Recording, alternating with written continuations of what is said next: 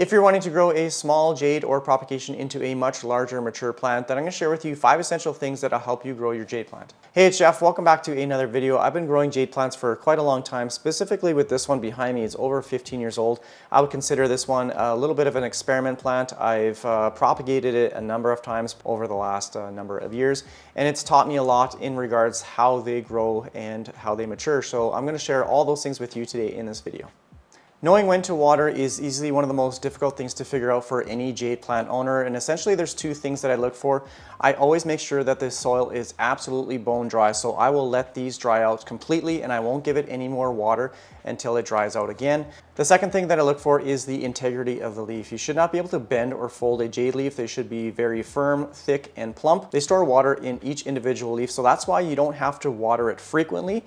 But when you do water it, make sure that you give it a good soaking so that water comes out the drain hole. Try to avoid getting those really wrinkly leaves. That just means it's been severely underwatered and is dehydrated. Just when you're slightly able to bend the leaves, it's probably a good time to water, again, as long as the soil is dry. One of the misconceptions I often hear about jade plants is they don't like a lot of water, and that's not entirely true. They like a good thorough watering, so I will soak the soil until it comes out the bottom of the drain hole. They just don't like to sit in wet soil for very long, so just make sure again that it dries out and you won't develop that dreaded root rot. The next is pruning your jade plant, and although it's not absolutely necessary to prune one, it does benefit the plant in a number of ways. The first is it promotes branching.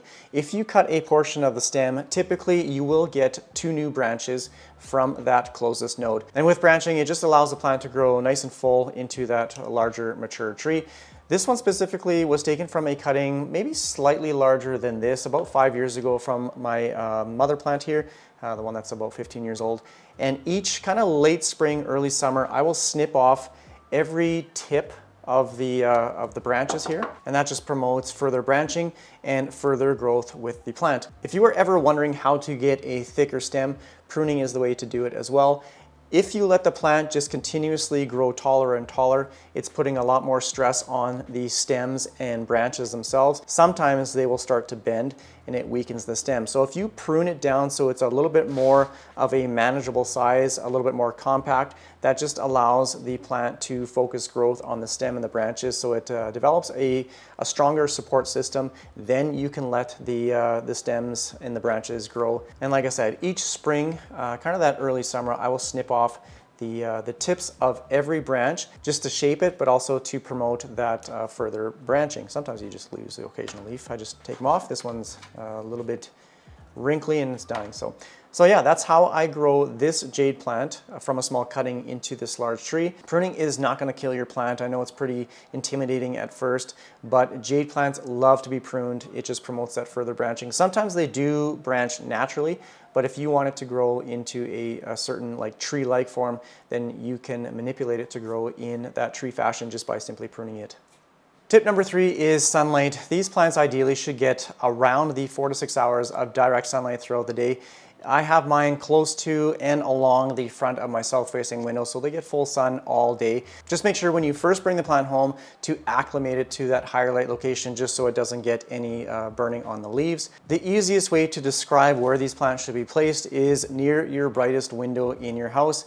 In the northern hemisphere here, we get a lot of sun or full sun with south-facing windows, but if you have like an east or west-facing window that gets that kind of morning sunlight in the east and kind of that later afternoon direct sunlight in the west, just place it wherever you have your brightest window. If you don't have a bright sunny spot in your house, they actually do extremely well under grow lights. Like my larger jade plant here, it's been in the basement for about maybe a year, and it is 100% growing from a grow light. So if you don't have that bright spot, then you can easily supplement it with a grow light.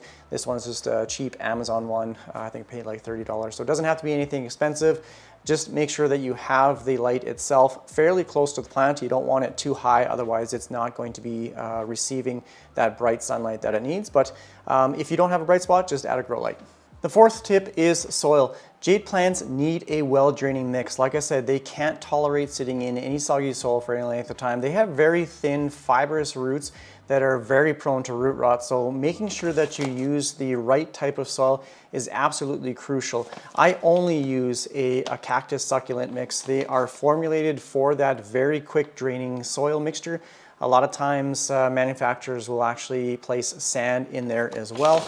You can see it's just a very light, fluffy, getting soil everywhere, mixture. It just allows enough moisture to be retained in the soil so that the roots have a chance to wick it up through the root system, but it doesn't stay wet or damp for very long. It dries out really quick. I would never use, or I would not recommend using just a regular potting mix. It is definitely not formulated for jade plants or succulents in general. It will hold on to moisture for too long, and these fine little fibrous roots, I don't know if you can see it here on this guy, they will develop root rot fairly quickly.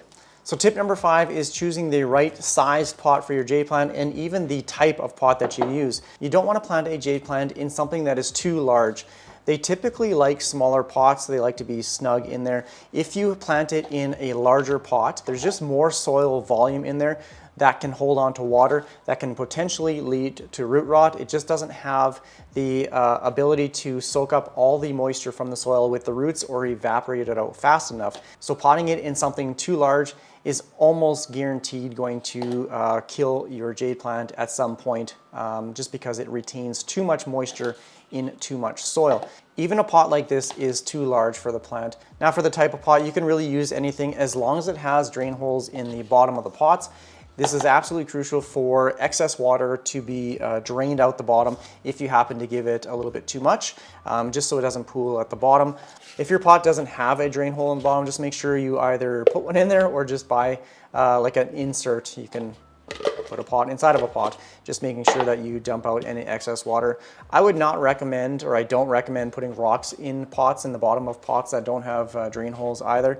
It still pools at the bottom. It's leaving that plant susceptible to root rot. So yeah, I would completely avoid it. Just put it in something that has a drain hole, in obviously the appropriate size pot. I like to use terracotta for most of my succulents just because it's very porous, it's very absorbent, it helps control soil moisture lower in the pot. It just wicks it up through the pot and evaporates it out. Regardless of the type of pot you use, whether it is a plastic nursery pot or a terracotta pot, the most important thing is just making sure that it has drain holes large enough in the bottom of the pot so that it can just drain out any excess water. So I think that's going to be pretty much it for this video. I hope you can use these tips and tricks and apply it to your jade plant to grow it into something much larger. I also have many other houseplant type videos on my channel to help you care for your plants. So if you want to go check that out, also click this link here to check out the latest video. Take care everyone. Bye.